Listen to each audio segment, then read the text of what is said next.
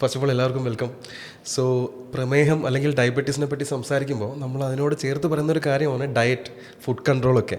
So എത്രത്തോളം important ആണ് ഒരു ശരാശരി ഒരു സാധാരണക്കാരന്, പ്രമേഹം ഇല്ലാത്ത ഒരാൾക്ക് പോലും ഡയറ്റ് ഇമ്പോർട്ടൻ്റ് ആണ് അല്ലേ?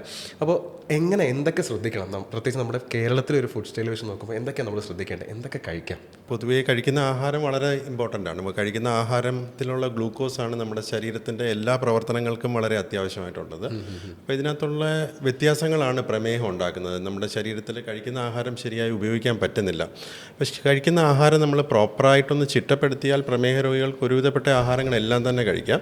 ഇപ്പോൾ കാർബോഹൈഡ്രേറ്റ് കൂടിയ അന്നജം കൂടിയ ആഹാരങ്ങൾ കുറയ്ക്കുക എന്നുള്ളതാണ് ഏറ്റവും പ്രധാനപ്പെട്ട കാര്യം. ഇപ്പോൾ മധുരം കൂടിയ ആഹാരങ്ങളെല്ലാം പരമാവധി ഒഴിവാക്കാൻ ശ്രമിക്കുക. കഴിക്കുന്ന ആഹാരം കറക്റ്റ് സമയത്തും തവണകളായിട്ടും കഴിക്കുക. കാരണം പലപ്പോഴും നമുക്ക് ആഹാരം ഒരേ നേരം കൂടുതൽ കഴിച്ചു കഴിഞ്ഞാൽ ചിലപ്പോൾ നമ്മുടെ ശരീരത്തിന് അത് പ്രോപ്പറായിട്ട് ഉപയോഗിക്കാൻ പറ്റാതെ വരും. അപ്പോൾ കഴിക്കുന്ന ആഹാരം തവണകളാക്കി കഴിച്ചു കഴിഞ്ഞാൽ പ്രമേഹ രോഗികൾക്ക് ഒരുപക്ഷെ ഒരുവിധപ്പെട്ട എല്ലാ ആഹാരങ്ങളും മധുരം കുറവുള്ള ആഹാരങ്ങൾ കൂടുതലായിട്ട് കഴിക്കാൻ പറ്റിയേക്കും. കഴിക്കുന്ന ആഹാരത്തിൽ സാർ പറഞ്ഞത് കാർബോഹൈഡ്രേറ്റിൻ്റെ അളവ് കുറയ്ക്കണം എന്നുള്ളത്, അതേപോലെ ഇമ്പോർട്ടൻ്റ് ആണ് പ്രോട്ടീൻ്റെ അളവ് കൂട്ടണം എന്നുള്ളത്.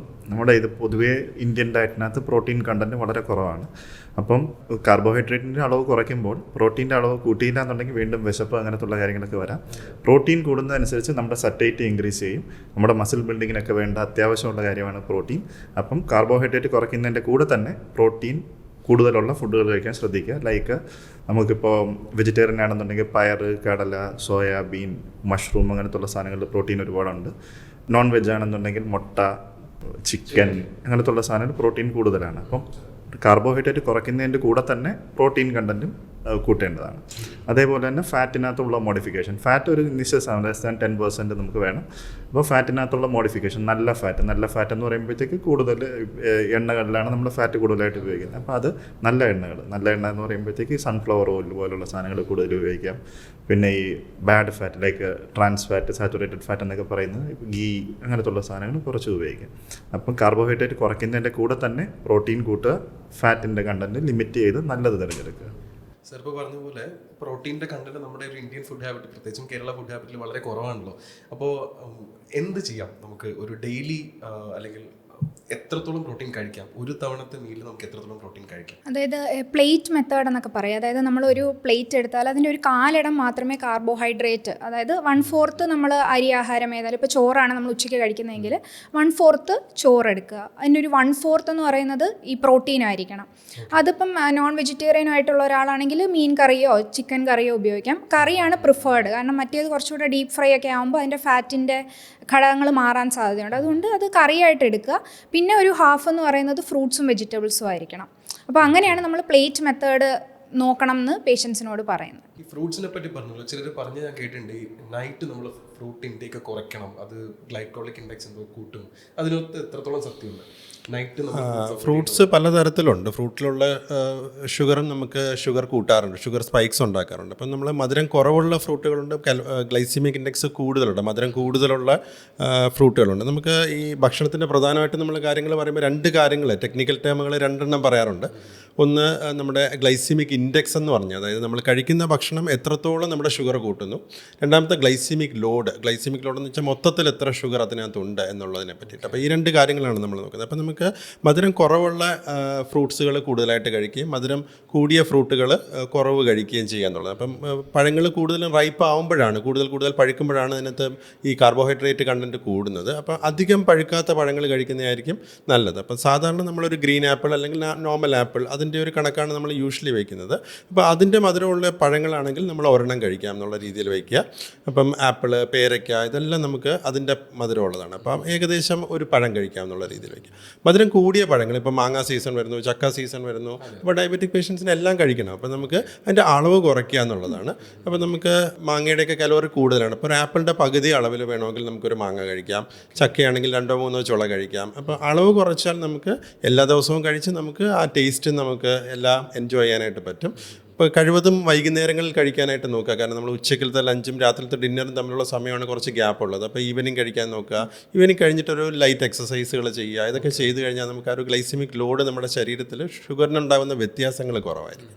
ചിലർ ഞാൻ പറഞ്ഞ് കേട്ടിട്ടുണ്ട്, ഇപ്പോൾ ഈ ചക്കപ്പഴം അല്ലെങ്കിൽ മാങ്ങയൊക്കെ കഴിക്കാമല്ലോ, അതിലും ഷുഗർ ഉണ്ടല്ലോ, അപ്പോൾ അത് ഞാനിന്ന് കഴിക്കുന്നില്ല, അതുകൊണ്ട് ഞാനൊരു 2 സ്പൂണ് ചായയിലോ അല്ലെങ്കിൽ കോഫിയിലോ നമുക്ക് ഷുഗർ ആയിട്ട് കഴിക്കാമല്ലോ. അപ്പോൾ ഈ 2 ഷുഗർ തമ്മിലുള്ള ഡിഫറൻസ് ഉണ്ട്, അത് എങ്ങനെയാണ് നമ്മുടെ ബോഡീനെ എഫക്ട് ചെയ്യുന്നത്?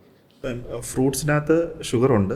ഷുഗർ ഉള്ളത് അത് നാച്ചുറൽ ഷുഗറാണ്. അത് ഫ്രൂട്ട്സിനകത്ത് ഷുഗറുണ്ട്, കൂടെ തന്നെ ഫൈബറും ഉണ്ട്. അപ്പോൾ ഫ്രൂട്ട്സിനകത്ത് ഫ്രൂട്ട്സ് കഴിക്കുമ്പോഴത്തേക്ക് അതിനകത്ത് ഷുഗർ കയറും, അതിനകത്തുള്ള ഫൈബർ കണ്ടൻറ്റ് അത് നമ്മുടെ അബ്സോർപ്ഷൻ കുറയ്ക്കും. അപ്പോൾ ഷുഗർ കൂടും, പക്ഷേ അതിൻ്റെ ഫൈബർ കണ്ടൻറ്റ് കുറയ്ക്കും, അതാണ്. അപ്പോൾ അതേപോലെ തന്നെ നമുക്ക് പോർഷൻ സൈസ് ഉണ്ട്, അതായത് ഒരു ആപ്പിളിൻ്റെ പകുതി അല്ലെങ്കിൽ ഒരു ചെറിയ പഴം, അങ്ങനെ ഒരു കൺട്രോൾ അതിനകത്തുണ്ട്. പക്ഷേ ഇതേപോലെ അല്ല നമ്മുടെ ഈ പറഞ്ഞ പഞ്ചസാര, റിഫൈൻഡ് ഷുഗേഴ്സ്, അതിനകത്ത് ഫൈബറൊന്നുമില്ല, ആകെയുള്ളത് പഞ്ചസാരയിലെ ഷുഗർ മാത്രമാണ്. കഴിക്കുന്നു, അത് കഴിച്ചത് അതേപോലെ കയറുന്നു. അതിനകത്ത് ഗ്ലൈസിമിക് ഇൻഡെക്സ് വളരെ കൂടുതലാണ്, മോർ ദാൻ 80 ആണ് നമ്മുടെ പഞ്ചസാരയുടെ ഷുഗർ എന്ന് പറയുന്നത്. അതായത് കഴിച്ചാൽ അതെന്തായാലും ശരീരത്തിനകത്ത് കയറും. മറ്റേതിനകത്ത് ഷുഗർ കണ്ടൻറ് ഉണ്ടെങ്കിലും അത് നമ്മൾ കഴിക്കുന്ന രീതി, അതിൻ്റെ ഫൈബർ കണ്ടൻറ്റ്, ഓരോ ഫ്രൂട്ട്സിനകത്തുള്ള ഷുഗർ കണ്ടൻറ്റ് വ്യത്യാസം, അങ്ങനെ വരുമ്പോഴത്തേക്ക് അതിനകത്ത് വ്യത്യാസങ്ങൾ വരും. അപ്പം സാറ് പറഞ്ഞതുപോലെ ഗ്ലൈസിമിക് ഇൻഡെക്സ് കുറവുള്ള ഫ്രൂട്ട്സ് അത് നമുക്ക് അത്യാവശ്യം ഒരു നല്ല സൈസിൽ കഴിക്കാം. ഈ പറഞ്ഞ ഗ്രീൻ ആപ്പിൾ ഉണ്ട്, ഇച്ചിരി പഴുക്കുന്നതിന് മുമ്പുള്ള പേരൊക്കെയുണ്ട്, അതൊക്കെ അത്യാവശ്യം ഒരെണ്ണം സാധാരണ ഒരു ഡയബറ്റീസ് പേഷ്യൻറ്റിന് നല്ല ഡയബറ്റീസ് കൺട്രോളൊക്കെ ആണെന്നുണ്ടെങ്കിൽ 2 എണ്ണം വരെ കഴിക്കാം.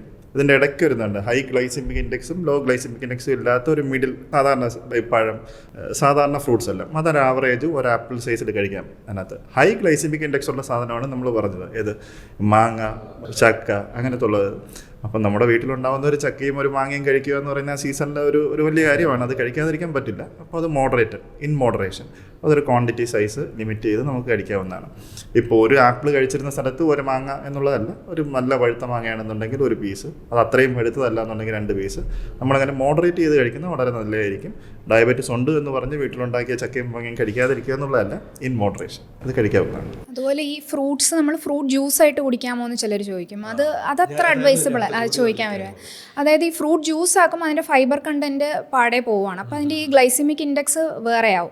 അതായത് ഫ്രൂട്ട് കഴിക്കുമ്പോൾ ഫൈബർ ഉള്ളതുകൊണ്ട് അതിൻ്റെ ആ ഒരു അബ്സോർപ്ഷൻ വളരെ സ്ലോ ആയിരിക്കും, ഫൈബർ ഉള്ളതുകൊണ്ട്. പക്ഷേ ജ്യൂസ് ആക്കുമ്പോൾ ചിലപ്പോൾ നമ്മൾ ഒരു ആപ്പിൾ വെച്ചായിരിക്കില്ല ജ്യൂസ് അടിക്കുന്നത്, അത് വേറൊരു കാര്യം. 2-3 ആപ്പിൾ അല്ലെങ്കിൽ 2-3 ഓറഞ്ച് ഉപയോഗിക്കും, അതിൻ്റെ കാലറി കൂടും, അതിൻ്റെ കൂടെ ഫൈബർ കൂടെ പോകും, അപ്പോൾ പെട്ടെന്നുള്ളൊരു ഗ്ലൂക്കോസ് എക്സ്കേർഷൻ വരും. അപ്പോൾ അതുകൊണ്ടാണ് ഒരിക്കലും ഈ ജ്യൂസ് അടിച്ച് കുടിക്കരുതെന്ന് പറയുന്നത്. അതിന് നല്ലത് അത് ഫ്രൂട്ടായിട്ട് തന്നെ കഴിക്കുക എന്നുള്ളതാണ്. ഇപ്പോൾ പേഴ്സണലായിട്ട് പറയുകയാണെങ്കിൽ എനിക്കറിയുന്ന ഒരാളുണ്ട്, അപ്പോൾ അദ്ദേഹം നമ്മൾ ഹോട്ടൽസിലൊക്കെ പോയി റെസ്റ്റോറൻറ്റ്സിലൊക്കെ പോയി ഫുഡ് കഴിക്കുമ്പോൾ പുള്ളി അവെയറാണ് ആക്ച്വലി ഈ ഫ്രൂട്ട്സ് ആണ് ജ്യൂസസിനെക്കാളും നല്ലത്. അപ്പോൾ പുള്ളി ചെയ്യുന്ന ഒരു കാര്യം ഞാൻ കണ്ടിട്ടുള്ളത്, ആ ബേറോട് പറയും, അതായത് ഫ്രൂട്ട്സ് എനിക്ക് അരിക്കാണ്ട് ഫിൽട്ടർ ചെയ്യാണ്ടും ഷുഗർ ഇടാണ്ടും ആ ജ്യൂസായിട്ട് തന്നെ തരും എന്ന് പറഞ്ഞിട്ടുണ്ട്. അതിലെന്തെങ്കിലും വ്യത്യാസമുണ്ടോ? അതിനകത്ത് ഈ ഒരു പ്രോബ്ലം വരുന്നു. ഒന്ന്, നമ്പർ ഓഫ് ഫ്രൂട്ട്സ് വളരെ കൂടുതലായിരിക്കും, പിന്നെ ഫൈബറിൻ്റെ ലോസ് വരും. ഡെഫിനറ്റ്ലി നമ്മളിത് മിക്സിയിൽ അടിക്കുമ്പോഴത്തേക്ക് ഫൈബർ ലോസ് വരും. അപ്പോൾ അതുകൊണ്ടാണ് ഇതിനകത്ത് വ്യത്യാസം. അതെ, എന്നാലും അതിനകത്തുള്ള ആ ഒരു ഗ്ലൈസിമിക് ഇൻഡെക്സിൻ്റെ ഫീച്ചേഴ്സ് വ്യത്യാസം വരും. ഒരേ ആഹാരം തന്നെ പല രീതിയിൽ കഴിക്കുമ്പോഴത്തേക്ക് അതിനകത്ത് ഡിഫറൻസ് വരുന്നു എന്നുള്ളതാണ്. ഇപ്പോൾ ഷുഗർ പേഷ്യൻസിനായാലും അല്ലെങ്കിൽ ഡയബറ്റിക് പേഷ്യൻസിനായാലും അവർക്ക് എല്ലാവർക്കും ഒരു ഷുഗർ ക്രേവിങ്സ് ഉണ്ടാവുമല്ലോ. അപ്പോൾ ചിലർ പറയും, ഞാൻ വല്ലപ്പോഴും ഒരു സ്വീറ്റ് എടുത്ത് കഴിച്ചു, ഒരു ലഡ്ഡു എടുത്ത് കഴിച്ചു, ഒരു ജിലേബി എടുത്ത് കഴിച്ചു എന്നുള്ളത്. അത് അവരെ അഫക്റ്റ് ചെയ്യുന്നുണ്ടോ? അവരുടെ ആ ഒരു രോഗാവസ്ഥയെ അഫക്റ്റ് ചെയ്യുന്നുണ്ടോ? സത്യത്തിൽ അത് സ്ഥിരമായിട്ട് ഞങ്ങൾ കേൾക്കുന്ന ഒരു കണ്ടീഷനാണ്. അതായത് കൊച്ചുമോളുടെ ബർത്ത്ഡേ അന്നൊരു പായസം കുടിച്ചു അല്ലെങ്കിൽ കുടിക്കാൻ പറ്റിയില്ല, അങ്ങനത്തെ ഉള്ള കാര്യം. അപ്പോൾ അങ്ങനെയുള്ള വിശേഷ അവസരങ്ങളിൽ ഒക്കേഷണലി അത് കഴിക്കണമെന്ന് സജസ്റ്റ് ചെയ്യുകയല്ല, കഴിക്കുന്നത് കൊണ്ട് തെറ്റില്ല. പക്ഷേ അത് നിങ്ങൾ അതിനകത്തുള്ള മോഡിഫിക്കേഷൻ വരുത്തണം. ഉദാഹരണം, നമ്മൾ രാത്രി 2 ചപ്പാത്തി ആണ് സാധാരണ കഴിക്കുന്നത്, ഇന്നത്തെ 2-3 ചപ്പാത്തിയും ഒരു ഫ്രൂട്ടും ആണ് സാധാരണ കഴിക്കുന്നത്. ഇന്നത്തെ ദിവസം മോളുടെ ബർത്ത്ഡേ ആയിരുന്നു, ഒരു പീസ് കേക്ക് കഴിച്ചു. അന്നത്തെ ദിവസം നിങ്ങൾക്ക് അതൊരു സന്തോഷത്തിൻ്റെ കാര്യമാണ്, അത് കഴിക്കാതിരിക്കാൻ ആർക്കും പറയാൻ പറ്റില്ല.